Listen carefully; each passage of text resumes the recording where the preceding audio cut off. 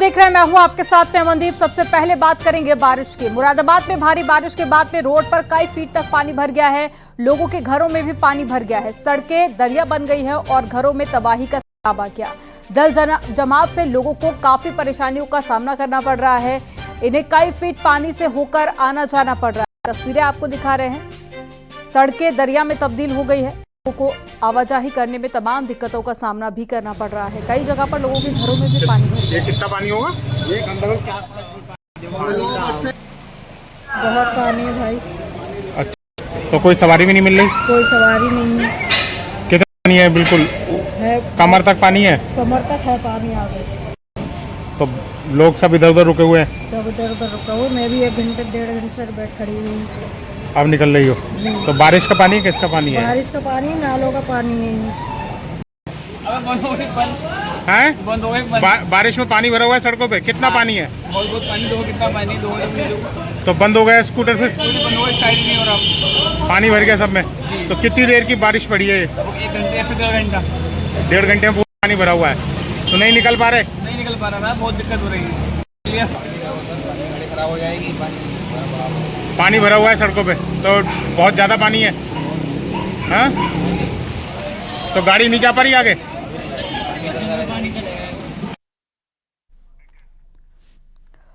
मौसम का कहर जारी है। यूपी में बारिश कम हुई लेकिन नदियों का कहर जारी है। लखीमपुर खीरी का दुधवा नेशनल पार्क पूरी तरह से डूबा पड़ा है। तो यूपी के दूसरे कई जिलों में भी कमोबेश यही नजर आ रहा है। रिपोर्ट आपको दिखाते हैं।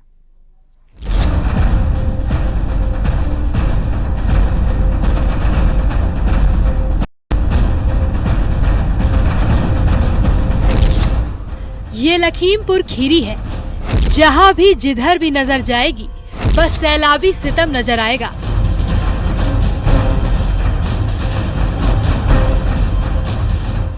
लखीमपुर में सैलाब ने इतनी तबाही मचाई कि घर डूब गए, सड़कें डूब गईं, रेल की पटरियां डूब गईं और तो और दुधवा का जंगल भी डूब गया।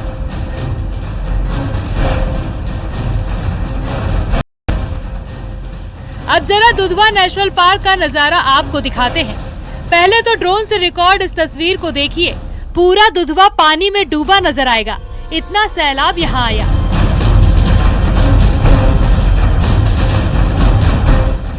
अब जरा जंगल के अंदर के हालात देखिए। गजराज पानी में अटखेलियां कर रहे हैं। हाथियों का पूरा झुंड पानी को पार कर खाने की जुगत में जंगल में भटक रहा है। तो दूसरी तरफ फॉरेस्ट के अफसर और रेंजर इन्हीं हाथियों की मदद से जंगल की निगरानी कर रहे हैं। इन तस्वीरों में नजारा साफ नजर आ रहा हो। और तो और गैंडा और टाइगर भी पानी में लोटपोट मचा रहे हैं। लखीमपुर खीरी का दुधवा टाइगर रिजर्व भी इस समय सोहेली नदी में नेपाली नदियों से आने वाले पानी से बाढ़ग्रस्त हो गया है। लगभग 75% दुधवा टाइगर रिजर्व का ऐसा हिस्सा है जो पानी से भरा हुआ है। जंगल के रहने वाले टाइगर, राइनो समेत सभी जानवरों को अब ऊंचे स्थान पर जाने के लिए इस बाढ़ ने मजबूर कर दिया है। लेकिन जो जलचरी जानवर है, सर्पीय जानवर है, उनको भारी मुसीबत का सामना करना पड़ा क्योंकि उनके बिलों में और जो उन्होंने बनाए गए खो में पानी घुस गया, जिसको लेकर बहुत से जानवरों की मौत होने की संभावना जताई जा रही है। अब जरा रिहायशी इलाकों की ओर लौटते हैं। गाँव के गाँव पलायन कर चुके हैं। लोगों ने घर छोड़कर सुरक्षित जगहों पर आसरा लिया है। लेकिन इस सैलाब से जुड़ा एक बेहद चौंकाने वाला खुलासा हुआ है। लखीमपुर में बाढ़ के पीछे साजिश। क्या खनन माफिया की करतूत से डूबे गांव? शारदा में अवैध खनन बना विकराल सैलाब की वजह। ऐसा हम नहीं बल्कि स्थानीय किसान और ग्राउंड जीरो के हालात कह रहे हैं। शारदा नदी खासकर जो कस्बा है उसमें तबाही का सबब बनी हुई है। हम शारदा पुल पे खड़े आपको दिखाने देते हैं कि शारदा नदी इसी पुल के नीचे से गुजरती है। आप विजुअल में देख सकते हैं इस समय जो पुल का हिस्सा है कुछ ही हिस्से में शारदा नदी बहती है और पूरा हिस्सा खाली गुजरा हुआ है। इसका कारण जानकार लोग जो बता रहे हैं कि लगातार अवैध खनन इस पुल के किनारे करके पलिया की तरफ शारदा नदी का रुख कर दिया। लगातार अवैध खनन करने वालों ने मड पंप लगाकर इस शारदा नदी में अवैध खनन किया। नदी जहाँ बहा करती थी, मूल रूप जिसका जो हुआ करता था वहाँ पे पानी नहीं है और कस्बे में जाके लगातार पानी हिट कर रही है। लखीमपुर खीरी में यूं तो हर साल बाढ़ आई और आकर चली गई, लेकिन इस बार जो तबाही मची उसने लोगों को सोचने पर मजबूर कर दिया। अगर लाइन की पटाई हो जाए, रुकेगा पानी, तभी अगर वहाँ पुलिया पड़ जाती है तब भी हमारे यहाँ ये क्षेत्र नहीं बचेगा। और ये आज नहीं तो आने वाले 10 सालों में यहाँ का आदमी भागने पड़ेगा। ये पूरी नदी यही हो जाए। नदी का रुख बिल्कुल हमारे सामने है, आगे जो मरोचा के साइड, और नदी पूरी सूखी पड़ी है, वहाँ बालू से पट गई है, वहाँ बालू है ही नहीं, उसमें पानी है नहीं, पूरी बालू से पटी पड़ी है। सबसे ज्यादा तबाही पलिया तहसील और पलिया कस्बे में फैली हुई है, क्योंकि इस बार श्रीनगर गांव के पास से पुल के नीचे से गुजरने वाली शारदा नदी ने अपना रास्ता बदल दिया और इसके पीछे की वजह है अवैध खनन। जिला प्रशासन भी अवैध खनन माफिया की हरकत और बाढ़ के पीछे की संभावित वजह से इनकार नहीं कर रहा, बल्कि डीएम इन शिकायतों को गंभीरता से लेते हुए जांच के आदेश भी दिए हैं।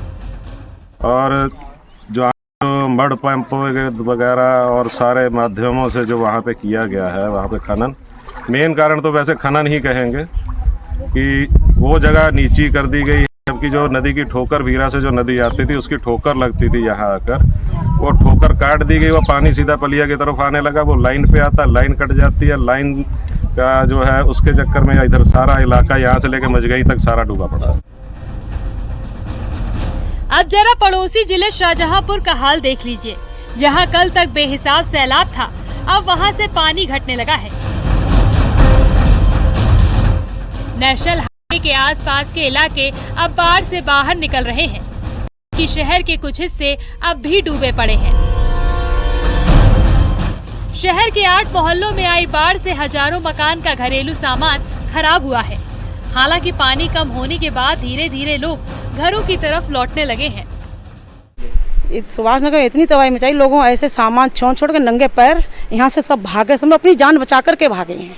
अच्छा, इतने थे। कितना परिवार था? हाँ भैया, परिवार का तो इतना हम गिनती तो नहीं की हमने, लेकिन इतना परिवार का जितने हैं सारे मोहल्ले सब भागी गए यहाँ से, करते क्या।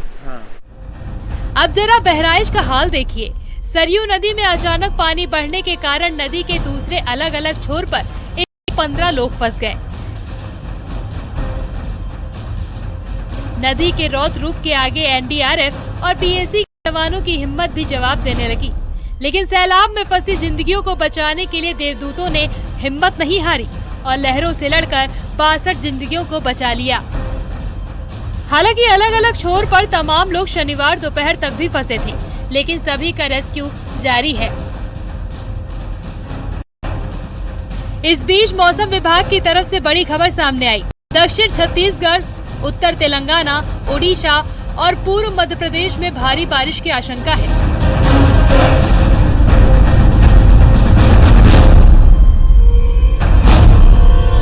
इसके साथ ही गुजरात में तेज हवाओं के साथ अगले 4 से 5 दिन तक बारिश होने की आशंका है। उधर पूर्वी तट क्षेत्र में रेड अलर्ट, पश्चिमी तट क्षेत्र में रेड अलर्ट, मध्य भारत में ऑरेंज अलर्ट, उत्तर भारत में येलो अलर्ट जारी रहेगा, जबकि 22 जुलाई को उत्तर भारत में भारी बारिश हो सकती है। आज हमारी उम्मीद है मेनली बारिश रहेगी आपका साउथ छत्तीसगढ़ और ईस्ट विदर्भ में, पूरा विदर्भ में, और आसपास के क्षेत्र यानी कि north coastal Andhra Pradesh, north Telangana और नॉर्थ छत्तीसगढ़, उड़ीसा, ईस्ट मध्य प्रदेश, इन सभी जगह अति भारी वर्षा यानी कि 12 से 20 सेंटीमीटर तक होने की संभावना है। कुल मिलाकर मौसम के चक्रव्यूह में फंसे लोगों को अभी राहत मिलने की उम्मीद नजर नहीं आ रही। ये अलग बात है कि यूपी में नदियों का जलस्तर तेजी से कम होना शुरू हो गया है, लेकिन बारिश ने वापस दस्तक दी तो मुसीबत बढ़ सकती है। Bureau report, news 18।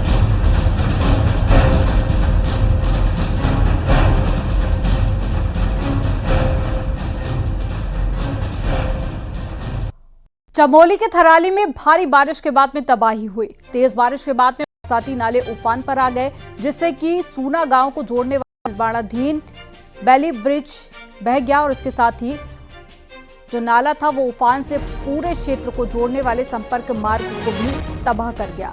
वहीं पिंडर नदी का जलस्तर बढ़ने से हाईवे पर भी संकट के बादल मंडराते हुए नजर आए। चमोली में तेज बारिश का अलर्ट मौसम विभाग ने जारी किया है। अब ऐसे में थराली में संकट और भी ज्यादा बढ़ गया है।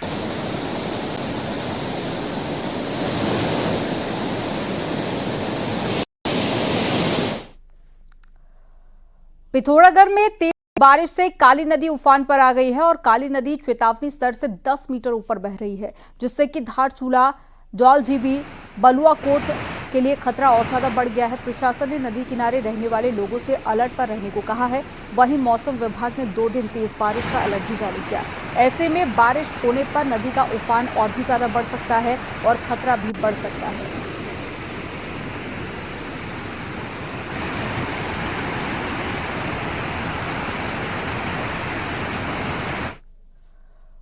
रुद्रप्रयाग से बड़ी खबर है। यहां पर केदारनाथ पैदल मार्ग पर बड़ा हादसा हो गया। पहाड़ी से बोल्डर और पत्थर गिरे हैं। बोल्डर की चपेट में आने से 3 श्रद्धालुओं की मौके पर ही मौत हो गई, जबकि 8 श्रद्धालु घायल हैं, जिन्हें एसडीआरएफ की टीम ने अस्पताल में भर्ती कराया। और चीड़वासा में भूस्खलन से हादसा हुआ है।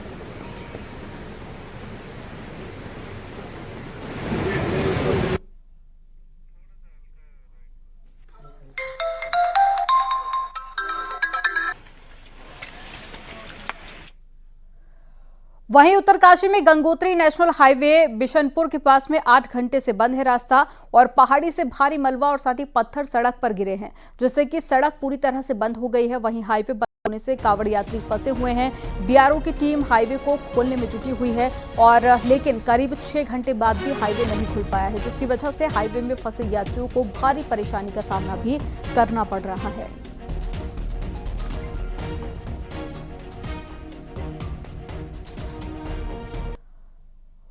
उत्तरकाशी में बिशनपुर के पास में गंगोत्री नेशनल हाईवे 8 घंटे से बंद है, जिसे खोलने की कोशिश लगातार जारी है। वहीं सड़क में फंसे कांवड़ यात्रियों को पैदल निकलना मुश्किल हो रहा है, लेकिन बिशनपुर के पास में भूस्खलन का खतरा बना हुआ है, क्योंकि बारिश के दौरान में पहाड़ी से पत्थर गिर रहे हैं। कांवड़िया अपनी जान जोखिम में डालकर निकल रहे हैं।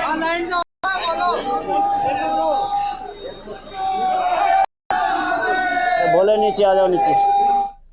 खबर चमोली से है। यहां पर बद्रीनाथ नेशनल हाईवे सुबह से ही बंद है। बारिश की वजह से पहाड़ी से मलबा आया है और हाईवे गुलाब कोटी पागल नाला के पास में बंद है और हाईवे बंद होने से सड़क के दोनों ओर 4 धाम यात्री फंसे हुए हैं। हालांकि हाईवे को खोलने के लिए प्रशासन की टीम जुटी हुई है। बारिश के सीजन में बद्रीनाथ नेशनल हाईवे बार बार बंद रहा है, जिससे कि आवाजाही में भारी दिक्कतों का सामना भी करना पड़ रहा है। वहीं पातालगंगा सुरंग के पास भी भारी मलबा आया है, जिससे कि सुरंग का मुंह बंद हो गया है। वहां भी आवाजाही पूरी तरह से बंद है।